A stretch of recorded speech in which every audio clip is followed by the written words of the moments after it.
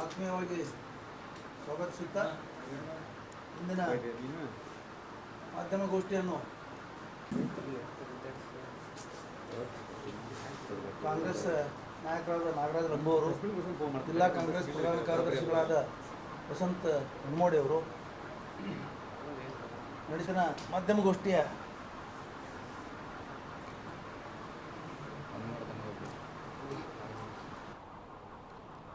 ವಿಷಯ ಬಿಜಾಪುರ ಜಿಲ್ಲೆಯ ಇಂಡಿ, ಸಿಂದಗಿ, ಚಡ್ಚಣ್, ದೇವರಿಪ್ಪರಿಗೆಗಳಲ್ಲಿ ಇರುವ ಕೃಷ್ಣಾ ಮೇಲ್ದಂಡೆ ಯೋಜನೆಯ ಅಲ್ಲಿಯ ಕಾಲುವೆಗಳ ದುರಸ್ತಿ ವ ನವೀಕರಣ ಕಾರ್ಯ ಮಾಡುವ ಬಗ್ಗೆ ಅದನ್ನು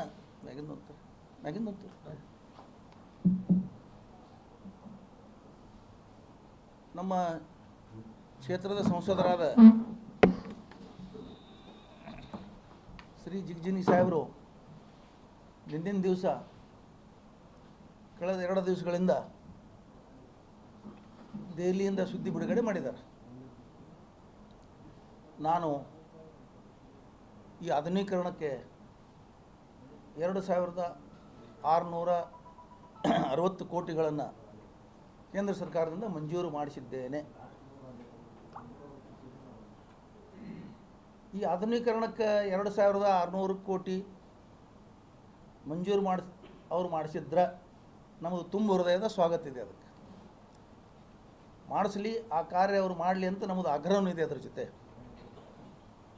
ಆದರೆ ಅವರ ಮತ್ತು ಅವ್ರ ಪಕ್ಷದ ಕಾರ್ಯಕರ್ತರು ಜಿಗ್ಜಿನಿಗಿ ಸಾಹೇಬರೇ ತಕ್ಷಣಕ್ಕೆ 2660 ಕೋಟಿ ತಂದು ಇಲ್ಲಿ ಇಟ್ಟುಬಿಟ್ಟಿದ್ದಾರೆ, ಚಾಲನೆ ಆಗಿಬಿಟ್ಟಿದೆ ಅನ್ನಂಗೆ ಅವರು ಪ್ರಚಾರ ಮಾಡ್ತಾ ಇದ್ದಾರೆ. ಆ ಯೋಜನೆ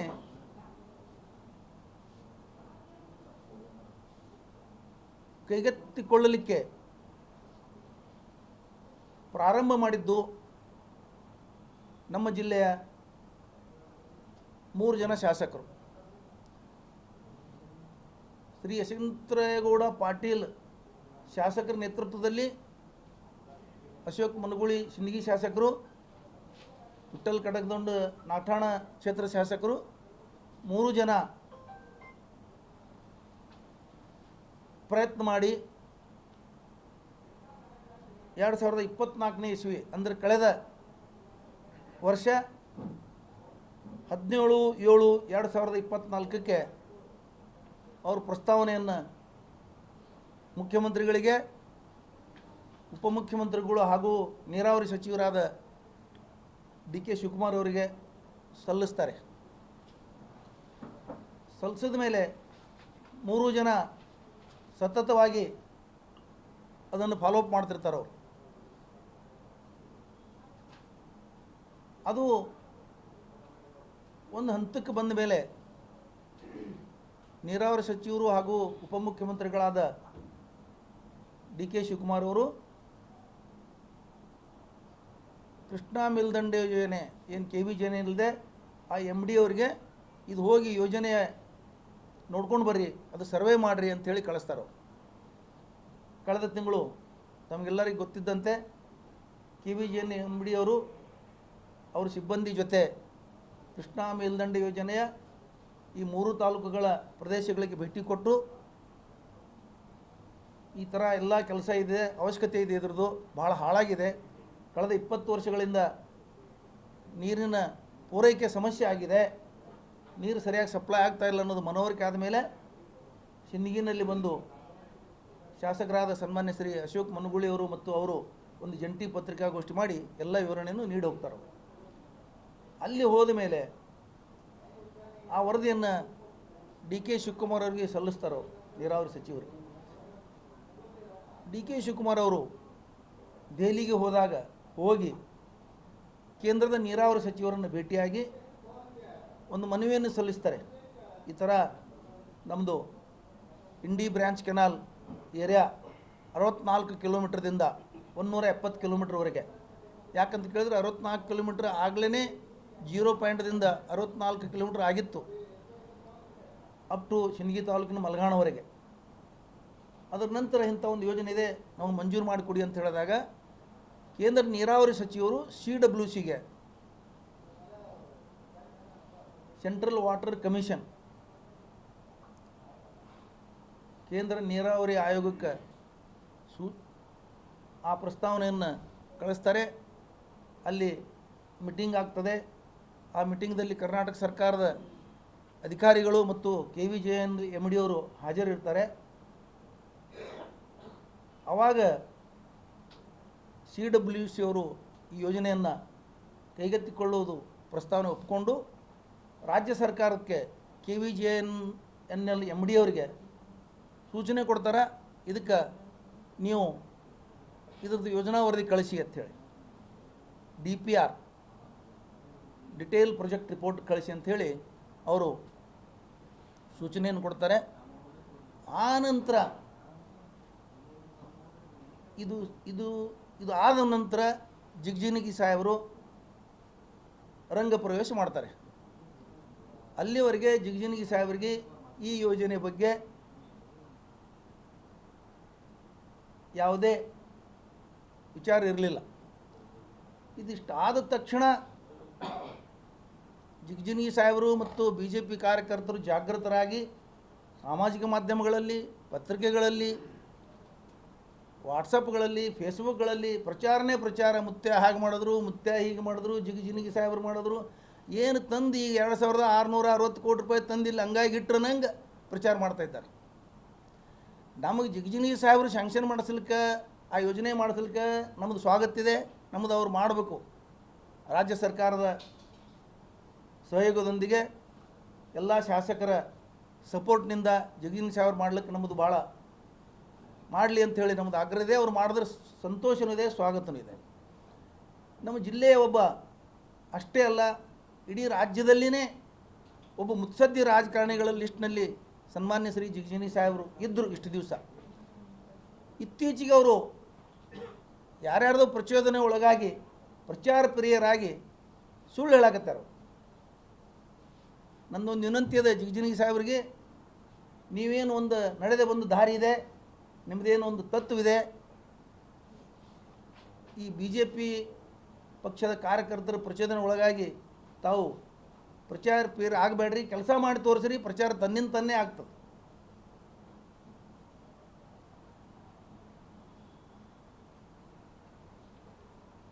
ಯಶವಂತರಾಯಗೌಡರು,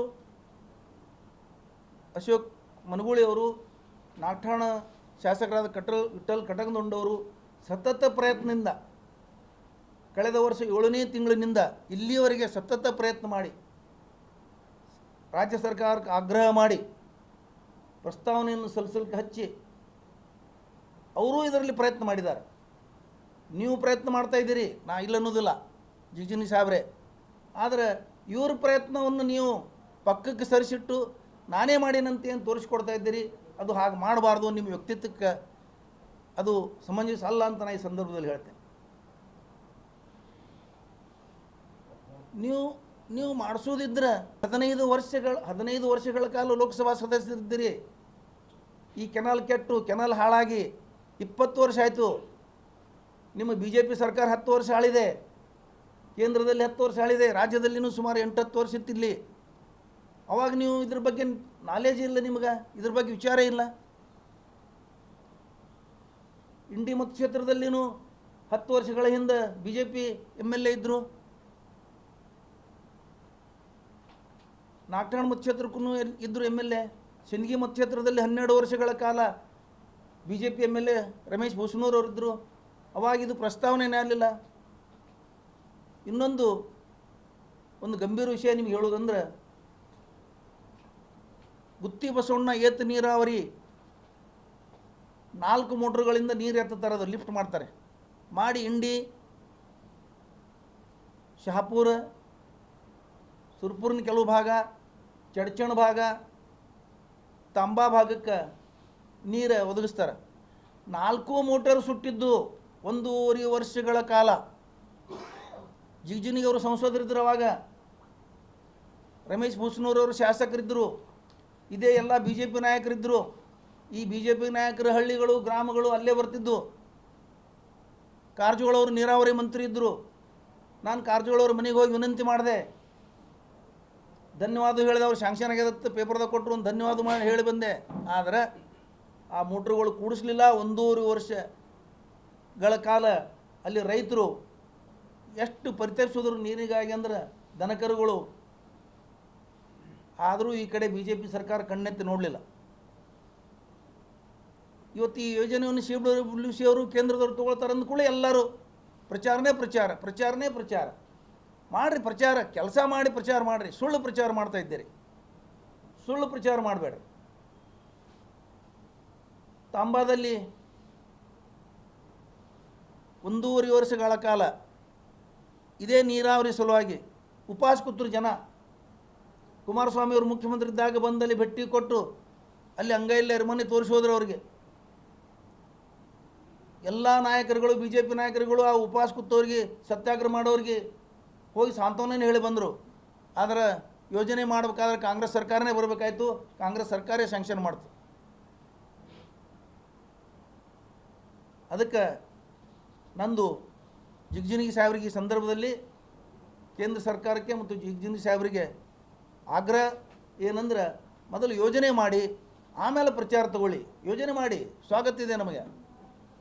ನೀವು ಕೇವಲ ಪ್ರಚಾರಕ್ಕೋಸ್ಕರ ಮಾಡಬಾರ್ದು ಅಂತ ನಾನು ಈ ಸಂದರ್ಭದಲ್ಲಿ ಹೇಳ್ತೇನೆ.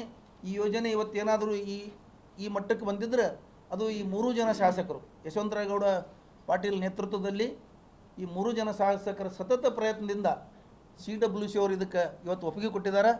ಕೇವಲ DPR ಮಾಡಂತ ಹೇಳಿದ್ದಾರೆ. ಆ DPR ಹೋದ ಮೇಲೆ ಸ್ಯಾಂಕ್ಷನ್ ಆಗಬೇಕು.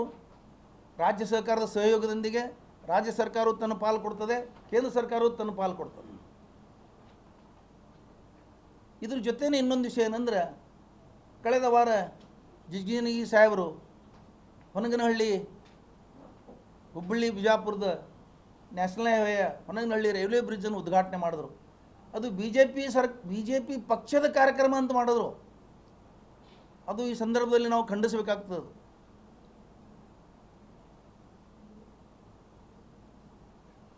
ಅದು ರಾಜ್ಯ ಸರ್ಕಾರ ಮತ್ತು ಕೇಂದ್ರ ಸರ್ಕಾರದ ಯೋಜನೆ. ಅದು ಶಿಷ್ಟಾಚಾರ ಉಲ್ಲಂಘಿಸಿದ್ರಿ.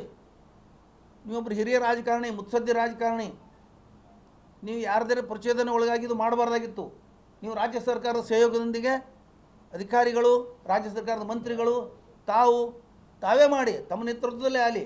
ಆದರೆ ಇದೇನು ನೀವು ಉದ್ಘಾಟನೆ ಮಾಡಿದಿರಿ, ಅದು ಭಾರತೀಯ ಜನತಾ ಪಕ್ಷದವರೇ ಪಕ್ಷದ ವತಿಯಿಂದ ಬ್ರಿಡ್ಜ್ ಕಟ್ಟಿಸ್ಯಾರ ಅನ್ನಂಗೆ ನೀವು ಉದ್ಘಾಟನೆ ಮಾಡಿದಿರಿ ಅದನ್ನು. ಅದು ಇವತ್ತು ಎಲ್ಲ ಜನ ಇವತ್ತೆಲ್ಲ ಅದನ್ನು ಅಲ್ಗಳ್ತಾ ಇದ್ದಾರೆ. ಆ ಥರ ಮಾಡಬಾರ್ದಾಗಿತ್ತು ಅಂತ ಹೇಳ್ತಾ ಇದ್ದಾರೆ. ಇದನ್ನೂ ಅದೇ ಥರ ನೀವು ಪ್ರಚಾರ ಕೊಡೋಕೆ ಹೋಗಬೇಡ್ರಿ ಅಂತ ಈ ಸಂದರ್ಭದಲ್ಲಿ ಹೇಳ್ತಾರೆ.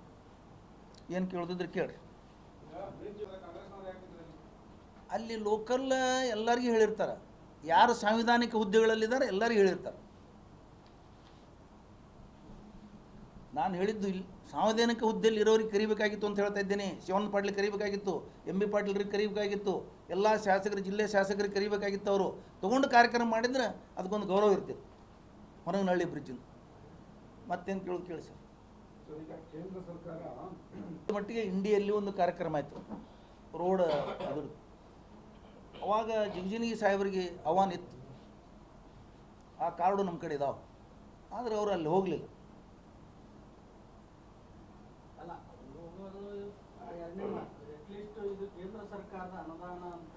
ಅದೇ ಸರ್, ಶಿಷ್ಟಾಚಾರ ಪ್ರಕಾರ ಇವ್ರಿಗೆ ಆಹ್ವಾನ ಮಾಡಿದ್ರು. ಶಿಷ್ಟಾಚಾರದ ಪ್ರಕಾರ ಒಂದು ಪ್ರಧಾನಿ ಮೋದಿ ಅವರ ಫೋಟೋ ಬಳಸಲ್ಲ, ಕೇಂದ್ರ ಸರ್ಕಾರದ ಲೋಗೋ ಬಳಸಲ್ಲ ಅಂದ್ರೆ ನಿಮ್ಮ ಹತ್ರ ದುಡ್ಡು ಇಲ್ಲ, ದುಡ್ಡು ಕೊಟ್ಟವ್ರ ಹೆಸರು ಹೇಳಲ್ಲ ಅನ್ನಂಗಾಯ್ತು. ಈಗ ಕೇಂದ್ರ ಸರ್ಕಾರ ಕೊಟ್ಟ ದುಡ್ಡು ನಮ್ಮದೇ.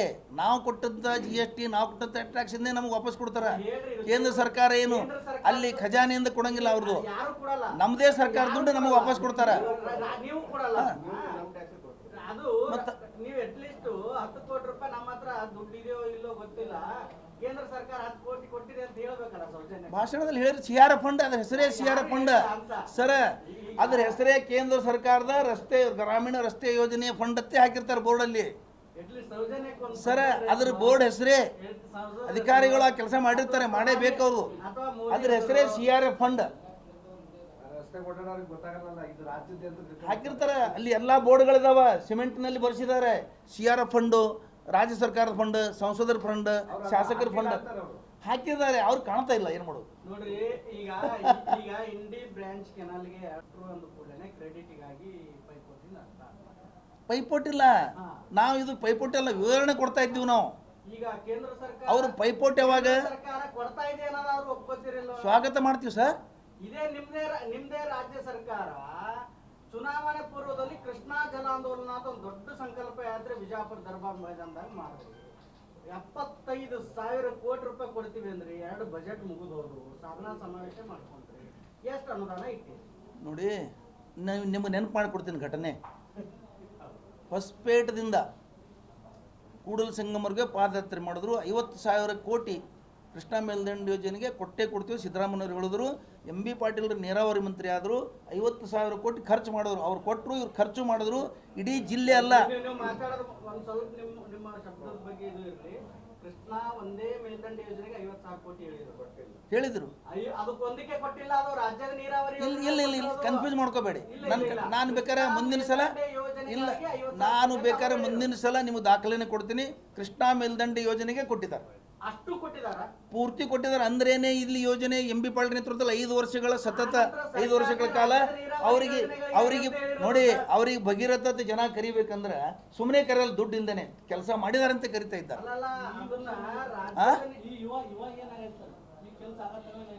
ಕೆಲಸ ಆಗ್ಯಾವ, ಬಹಳಷ್ಟು ಆಗ್ಯಾವ. ನೀವು ಬಿಜಾಪುರ ಜಿಲ್ಲಾದವರೇ ಇದ್ದೀರಿ, ಬಿಜಾಪುರ ಜಿಲ್ಲಾದಾಗ ಓಡಾಡಿ ನೋಡ್ರಿ, ಎಲ್ಲೆಲ್ಲಿ ಊರಿಗೆ ಕೆನಾಲ್ ಆಗ್ಯಾವ. 75,000 ಕೋಟಿ ಯಾವಾಗ ಕೊಡ್ತೀರಿ ಹೇಳ್ರಿ? 75,000 ಇಲ್ಲಿ ಹೇಳಿಲ್ಲ ನೀವು. ಇಲ್ಲ ಆದ್ರೆ ನಿಮ್ಮ ಭಾಷಣದ ಪ್ರತಿ ಪೂರ್ಣ ಮಾಡ್ತಾರೆ. ಇನ್ನೂ 3 ವರ್ಷ ಟೈಮ್ ಇದೆ, ಕೊಡ್ತಾ ಇದ್ದಾರೆ, ಮಾಡ್ತಾ ಇದ್ದಾರೆ ಆಣೆ ಮಾಡಿರೋದು ಏನಂತ ಮಾಡಿ ಸರ್. ಇಲ್ಲಿ ಯೋಜನೆಗಳು ಪೂರ್ಣಗೊಳಿಸ್ತೀವಿ ಅಂತ ಹೇಳಿದ್ದಾರೆ.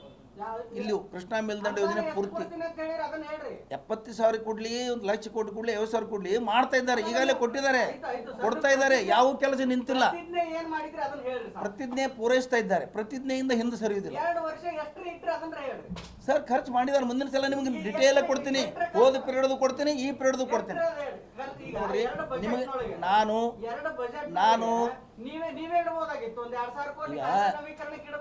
ನೋಡ್ರಿ, ಇವತ್ತಿನ ಪತ್ರಿಕಾಗೋಷ್ಠಿ ನಂದು ಇಷ್ಟೇ ದಾಖಲೆ ತಂದೆ. ಮುಂದಿನ ಸಲ ಪತ್ರಿಕಾಗೋಷ್ಠಿ ಮಾಡಿ ಹೋದ ಸಲದ್ದು 13ರಿಂದ 18 ಖರ್ಚು ಎಷ್ಟಾಗಿದೆ, ಈಗ 2023ರಿಂದ ಇಲ್ಲಿವರೆಗೆ ಎಷ್ಟಾಗಿದೆ ದಾಖಲೆನೇ ಕೊಡ್ತೀನಿ. ಕೇಂದ್ರ ಸರ್ಕಾರ 2,500 ಕೋಟಿ ಕೊಡೋದನ್ನ ಇದಕ್ಕಿಂತ ಮುಂಚೆ ನಿಮ್ಮವರೇ 2,500 ಕೋಟಿ ಕೊಟ್ಟಿದ್ರೆ ಮುಗಿದೋಗಿ ಮಾಡ್ತಾ ಇದ್ದಾರೆ. ಮೇಂಟೆನೆನ್ಸ್ ಆಗ್ತಾ ಇದೆ.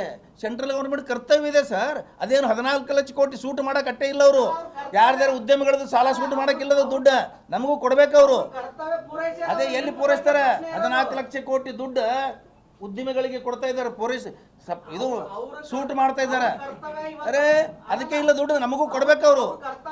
ನಮ್ಮ ಕರ್ತವ್ಯದ 2,500 ಕೋಟಿ ತಗೊಳ್ಳೋದು ಕರ್ತವ್ಯ ನಮ್ಮದು. ಇದು ಅವ್ರದ್ದು ಕೊಡು ಕರ್ತವ್ಯ, ನಮ್ಮದು ತಗೊಳ್ಳೋ ಕರ್ತವ್ಯ. ಮಾಡಿದೀವಿ ಸರ್, ಮಾಡಿದೀವಿ. ಅವ್ರು ಕೇಳ್ತಾರೆ ರಾಜಕೀಯ ಪೂರಕವಾಗಿ. ಈಗ ಕೇಂದ್ರ ಅಂತೂ 2,668 ಕೋಟಿಗೆ DPR ಮಾಡಿ ಕೊಡಿ ಅಂತ ಹೇಳಿದ್ದಾರೆ. ಈಗ ನಿಮ್ ಕೆಲಸ ಇರೋದು, ನೀವು ಯಾವಾಗ ಮಾಡಿಸ್ತೀರಾ? ಅದನ್ನ ನಿಮ್ ಪಾಲ್ದು ಯಾವಾಗ ಕೊಡ್ತೀರಾ? 60 ಪಾರ್ಟಿ ಯೋಜನೆ ಮೋಸ್ಟ್ಲಿ 3 ದಿವಸ ಆಗ್ಯದ. ಆ ಸೂಚನೆ ಬಂದು 3 ದಿವಸ ಆಗ್ಯದ. ಭಾಳ ಅರ್ಜೆಂಟ್ ಮಾಡ್ತಾರೆ. ನಿನ್ನೆ ನಾನು ಕೆಲವು ಶಾಸಕರಿಗೆ ಮಾತಾಡಿದೆ. ಭಾಳ ನಾವು ಫಾಲೋಅಪ್ ಮಾಡಿ ಭಾಳ ಅರ್ಜೆಂಟ್ ಮಾಡಿಸ್ತಾ ಇದ್ದೀವಿ. ಕೇಂದ್ರ ಸರ್ಕಾರ ಒಪ್ಕೊಂಡಿದ್ದು ನಾವು ಸ್ವಾಗತ ಮಾಡ್ತೀವಿ ಅಂತ ಹೇಳಿದ್ರು. ಒಪ್ಕೊಂಡಿದ್ದಾರೆ. ನಾವು ಅದನ್ನೆಲ್ಲ ಪ್ರಸ್ತಾವನೆ ಸಲ್ಲಿಸಿ ಆದಷ್ಟು ಬೇಗನೆ ಯೋಜನೆ ಜಾರಿ ಮಾಡ್ತೀವಿ ಅಂತ ಹೇಳಿದ್ದಾರೆ. ಅವ್ರ ಮತಕ್ಷೇತ್ರದ ಕೆಲಸ ಅದು ಮಾಡಬೇಕಲ್ಲ. ಅವರು ಅರ್ಜೆಂಟ್ ಅದ. ಅವ್ರಿಗೆ ರೈತರ ಸಮಸ್ಯೆಗಳು ಪರಿಹಾರ ಮಾಡಬೇಕು. ಜಲಜೀವನ ಯೋಜನೆ ಬಗ್ಗೆ ಕೇಂದ್ರ ಸರ್ಕಾರದ ಯೋಜನೆ ಅದು, ಒಂದು ಒಳ್ಳೆ ಯೋಜನೆನೇ ಅದು. ಆದರೆ ಇಂಪ್ಲಿಮೆಂಟೇಷನ್ ಅದು ಸರಿಯಾಗಿ ಆಗಿಲ್ಲ ಸರ್. ರಾಜ್ಯ ಸರ್ಕಾರನೇ ಮಾಡಿದೆ, ಆಗಿಲ್ಲ, ಡಿಲೇ ಆಗಿದೆ ಅಷ್ಟೇ, ವಿಳಂಬ ಆಗಿದೆ. ವಿಳಂಬ ಆಗಿದೆ, ಫೇಲ್ ಆಗಿಲ್ಲ, ವಿಳಂಬ ಆಗ್ತದೆ. ಕೆಲವರಲ್ಲಿ ಬೇಗನೆ ಆಗಿದೆ, ಕೆಲವು ಕಡೆ ವಿಳಂಬ ಆಗಿದೆ.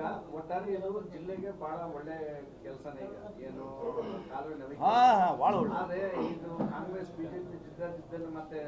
ಜಿದ್ದ ಇಲ್ಲ ಸರ್, ಒಟ್ಟೆ ಇಲ್ಲ, ಜಿದ್ದಿಲ್ಲ. ನಾನು ಇವತ್ತು ಹೇಳ್ತೀನಿ, ನಾನು ಜಿಗಜಿನಿಗೆ ಅವ್ರು ಹೇಳಿಕೆ ಸ್ವಾಗತ ಮಾಡ್ತೇನೆ.